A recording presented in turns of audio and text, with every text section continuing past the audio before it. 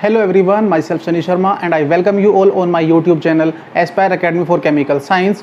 तो आज की वीडियो में हम डिस्कस करने वाले हैं नोमेनक्लेचर फॉर स्पायरो कंपाउंड्स। और स्पायरो कंपाउंड्स भी वो जिनके अंदर हेटेरोएटम्स होंगे, that means nomenclature of heterocyclic spiro compounds. तो आज हम डिस्कस करेंगे नोमेनक्लेचर ऑफ स्पायरो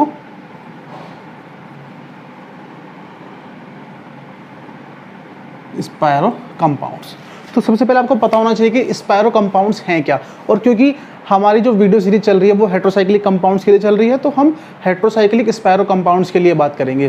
तो वैसे तो ज़्यादा डिफरेंस नहीं है कि अगर मान लिया कोई स्पायरो कंपाउंड है और उसके अंदर हेटेरोएटम इंक्लूड हो रहा है तो आप केवल हेटेरोएटम के लिए उसका प्रीफिक्स यूज कर लेंगे, बाकी जो पैटर्न होगा वो लगभग सेम ही रहेगा। तो सबसे पहले मैं आपको बताऊंगा कि स्पायरो कंपाउंड्स क्या है और उनके अंदर हम IUPAC नेम कैसे लिखते हैं और नंबरिंग किस तरह से करेंगे। तो सबसे पहले जो स्पायरो कंपाउंड्स है, स्पायरो कंपाउंड्स होंगे क्या, those compound in which a single atom shared by two rings. Way compounds जिनके अंदर एक सिंगल एटम ऐसा होगा जो कि दो रिंग के साथ शेयर हो रहा होगा। तो ऐसे एटम को हम बोलते हैं स्पायरो एटम।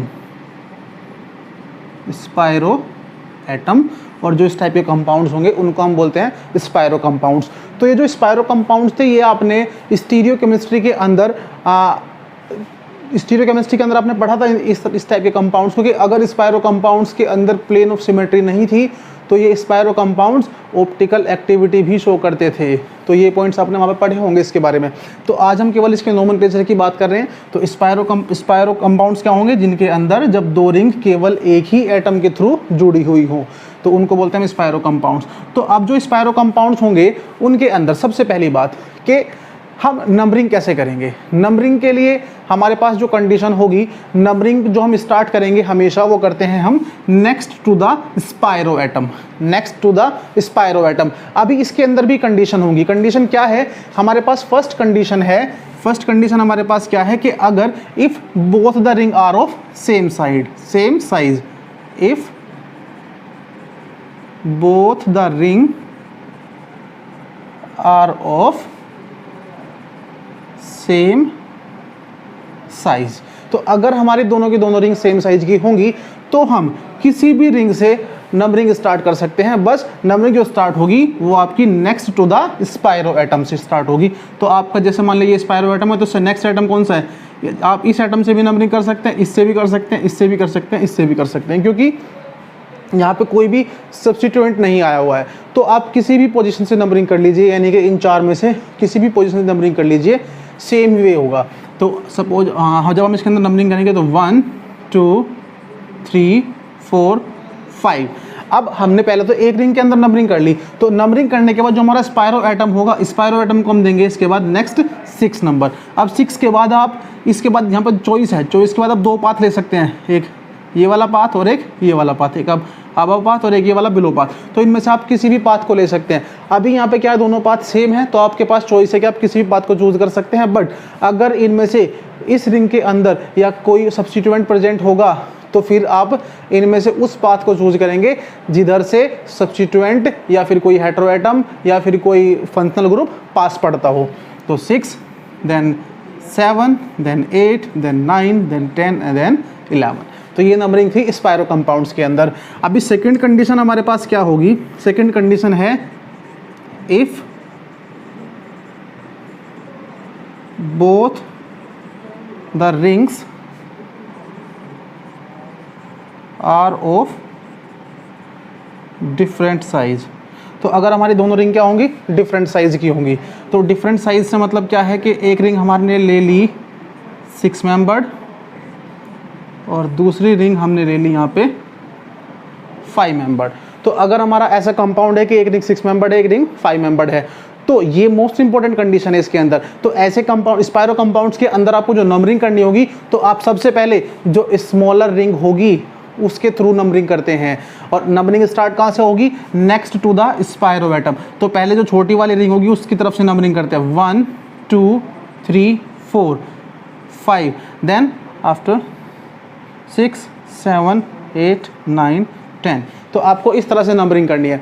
अब ये तो रही जो आपके नॉर्मल स्पायरो कंपाउंड्स होंगे, जो आपके कार्बोसाइक्लिक कंपाउंड्स हैं, बट क्योंकि हमें बात करनी है हेट्रो एटम्स की, हेट्रोसाइक्लिक स्पायरो कंपाउंड्स की, तो उसके अंदर हमें हेट्रो एटम को इंक्लूड कराना होगा। तो हेट्रो एटम इंक्लूड कराने के बाद हम जो कंपाउंड्स है उसका नाम हम किस तरह से लिखते हैं, तो मैं आपको हेट्रो एटम्स जो है आपके हेट्रोसाइक्लिक स्पायरो कंपाउंड्स होंगे उनके बारे में बताऊंगा। तो ये आपने नंबरिंग देखी, ये नंबरिंग आप इसी नंबरिंग के पैटर्न को फॉलो करते हैं आप स्पायरो कंपाउंड्स के अंदर, जो आपके हेट्रोसाइक्लिक स्पायरो कंपाउंड्स होंगे। तो मैं आपको एक एग्जांपल ले रहा हूँ। अभी जब मैं एक एग्जांपल से बात करते हैं, तो अभी हम यहाँ पे जो स्पायरो कंपाउंड्स का नॉर्मल निकले थे उसके लिए हम 4 कंडीशन लेके चलते हैं। 4 कंडीशन में हमारी जो पहली कंडीशन है कि अगर हमारा जो स्पायरो कंपाउंड है उसके अंदर दोनों रिंग्स क्या होंगी, डिफरेंट साइज की हों। तो जब हमारी दोनों रिंग क्या होंगी, डिफरेंट साइज की होती हैं,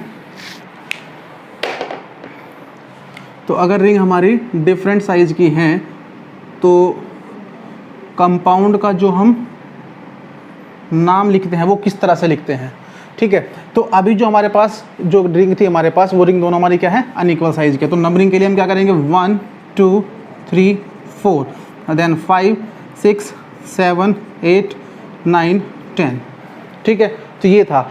अब यहाँ पे बात होगी कि सपोज कि अगर हमारे पास दोनों रिंग क्या हो, अनइक्वल साइज की हो, तो उसके लिए हम सबसे पहले चूज करते हैं जो स्मॉलर रिंग होगी, देन उसके बाद जो उससे बड़ी वाली रिंग होती है उसके अंदर हम नंबरिंग करते हैं। तो ऐसे कंपाउंड्स के लिए हम नाम लिखने के लिए क्या करेंगे, तो जो स्पायरो कंपाउंड्स हैं, स्पायरो कंपाउंड्स के लिए जो प्रीफिक्स होगा वो होता है स्पायरो। जैसे ब्रिज्ड कंपाउंड के लिए क्या होता था, बाईसाइक्लो, साइक्लिक कंपाउंड के लिए क्या होता था, साइक्लो। तो ऐसे कंपाउंड का नाम लिखने के लिए मैं आपको कुछ कंडीशन बता रहा हूँ, उसको ध्यान रखना। तो स्पायरो तो इनके लिए प्रीफिक्स यूज होगा क्योंकि ये तो आपका कार्बोसाइक्लिक है, अभी हमने इसमें हेटेरोएटम को इंक्लूड नहीं किया है। तो जब हम इस कंपाउंड का नाम लिखते हैं तो नाम लिखने के लिए हम क्या करेंगे यहाँ पे कि सबसे पहले यहाँ पे कोई हमारा हेटेरोएटम इंक्लूड नहीं था, तो इसके अंदर हो जाएगा स्पायरो। सबसे पहले हम स्पायरो यूज करेंगे। अब स्क्वायर ब्रैकेट के अंदर जो हमारा रिंग के अंदर जो एटम्स होंगे, number of atom except spiro atom, उनका नंबर, और वो हम लिखते हैं असेंडिंग ऑर्डर में, इंक्रीजिंग ऑर्डर में। तो सबसे पहले हम लिखते हैं छोटा, इसके अंदर कितने एटम्स होंगे, 4, और इसके अंदर कितने एटम्स होंगे, 5, 4 5, स्पायरो 4 5, टोटल नंबर ऑफ एटम कितने हैं, 10, दैट मीन्स डेकेन। तो इस तरह से हम इन जो स्पायरो कंपाउंड्स होंगे उनका नाम लिखते हैं। अभी यहाँ पे हम बात करेंगे कि अगर सपोज करते हैं कि हमारा इस कंपाउंड के अंदर जो हमारी पहली कंडीशन थी, if both the rings are of different size, तो अगर हमारी रिंग डिफरेंट साइज की होंगी और उनमें से एक रिंग के अंदर हेटेरोएटम आ जाएगा, तो हमारा जो सबसे पहला प्रेफरेंस होगा, सबसे पहला प्रेफरेंस होता है नंबरिंग हम स्मॉलर रिंग की साइड से करते हैं।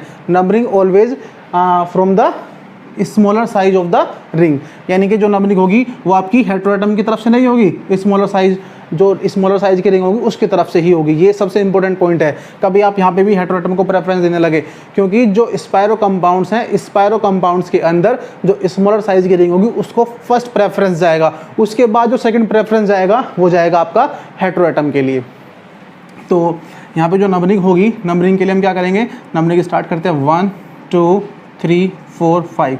हाँ, अब जो हमारा, जब हम सेकंड रिंग के अंदर आ रहे हैं तो सेकंड रिंग के अंदर हमारे पास 2 पाथ थे, एक ये वाला पाथ और एक ये वाला पाथ।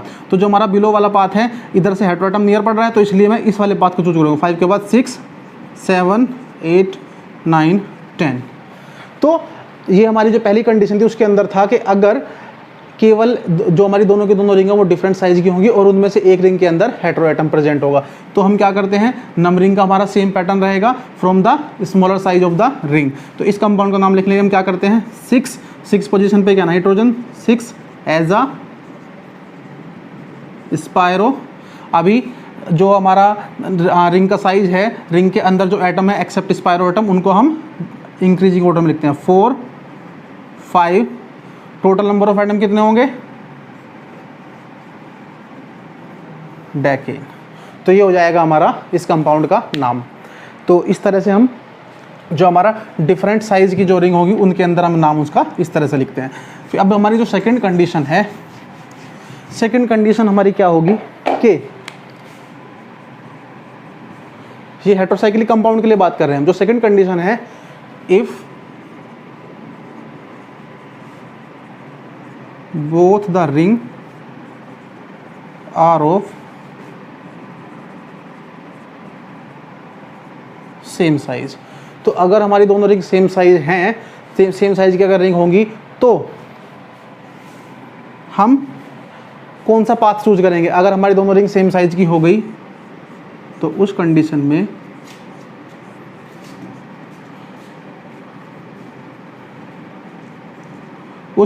में हम जो हमारी हेटेरोसाइक्लिक रिंग होगी उस साइड से नंबरिंग करते हैं। तो ये सबसे इंपॉर्टेंट पॉइंट है ये भी, कि अब ये भी जैसे यहाँ पे ये भी 6 मेंबर है, ये भी 6 मेंबर है, तो नंबरिंग हम किधर से करते हैं? 1 2 3 4 5 देन 6 7 8 9 10 11। ठीक है, तो ये अगर हमारा कि कोई भी स्पाइरल कंपाउंड के अंदर केवल एक रिंग हेटेरोसाइक्लिक थी और दोनों रिंग का साइज सेम था, तो हम नंबरिंग हमेशा उस साइड से करेंगे जो हमारी हेटेरोसाइक्लिक रिंग होगी। तो अब इस कंपाउंड का नाम कैसे लिखते हैं हम? एजा। एजा के लिए आप 1 एजा भी लिख सकते हैं या केवल एजा भी लिख सकते हैं। एजा स्पायरो। अभी यहाँ पे दोनों रिंग सेम साइज की है, 5 5 5 and total number of atom 11 अनडेकेन। तो ये हो जाएगा इस कंपाउंड का नाम, यानी कि इस कंपाउंड के अंदर आपका केवल एक ही आपका जो है हेटेरो एटम होगा। अब जो हमारी थर्ड कंडीशन है, थर्ड कंडीशन क्या है कि if both the ring are of same size and both rings are heterocyclic. दोनों की दोनों रिंग हमारी सेम साइज की हैं और दोनों ही हेटेरोसाइक्लिक रिंग है। तब हम क्या करते हैं इस कंडीशन में? एग्जांपल से देखिए,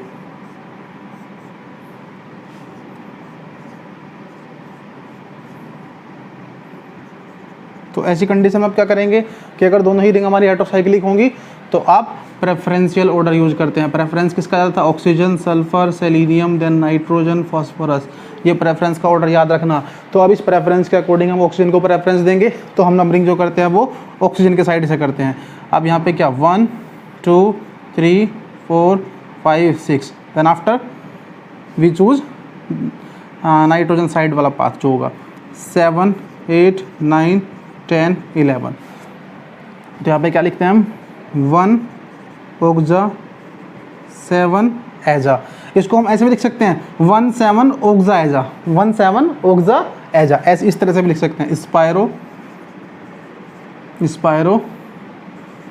5 5 अनडेकेन। ठीक है, ये हो जाएगा। तो आप इस तरह से भी इस कंपाउंड का नाम लिख सकते हैं। अब इसके बाद जो हमारी ये हमारी थर्ड कंडीशन थी, इसके बाद जो हमारी लास्ट कंडीशन होगी फोर्थ कंडीशन, उसके अंदर अगर हमारी एक रिंग के अंदर तो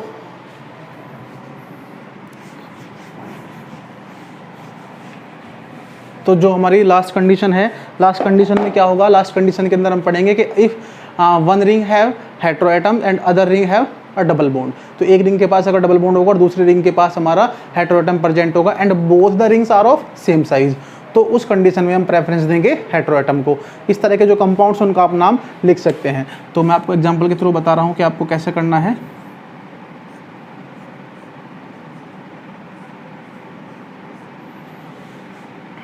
ठीक है, अभी स्टार्ट करते हैं। 1 2 3 4 5 6 7 8 9 10 11। तो नंबरिंग हमने किस तरफ से की है? नाइट्रोजन। प्रेफरेंस किसका था? नाइट्रोजन का ओवर डबल बॉन्ड। तो नाम क्या लिखते हैं इसका? 1 एजा स्पायरो 5 5 5 5 अनडेक 7 इन। क्योंकि जो डबल बॉन्ड है, डबल बॉन्ड के लिए हमेशा क्या यूज होता है? सफिक्स। तो इसलिए हम जो डबल बॉन्ड की पोजीशन है, तो डबल बॉन्ड हमारा 7th पोजीशन पे है, तो हमने डबल बॉन्ड को सफिक्स की तरह, मतलब डबल बॉन्ड का हमने सफिक्स का यूज़ किया है और उससे पहले उसकी जो पोजीशन है उसको इंडिकेट कर दिया 7 इन। तो इस तरह से जो है आप इन कंपाउंड्स का नाम लिख सकते हैं। अभी यहाँ पे एक बात मोस्ट इंपॉर्टेंट है, वो आप सबसे पहले ध्यान रखेंगे कि जो हमारा फर्स्ट प्रेफरेंस था, वो फर्स्ट प्रेफरेंस हमारा साइज ऑफ रिंग को जाएगा। जो स्मॉलर साइज की रिंग होगी हम उसी साइड से नंबरिंग करते हैं। बस इतना ही करना है आपको। ये सारी कंडीशन को फॉलो करने के बाद आप जो जितने भी स्पायरो कंपाउंड्स होंगे उन सभी के नाम आप लिख सकते हैं। तो इस वीडियो में इतना ही। Thank you.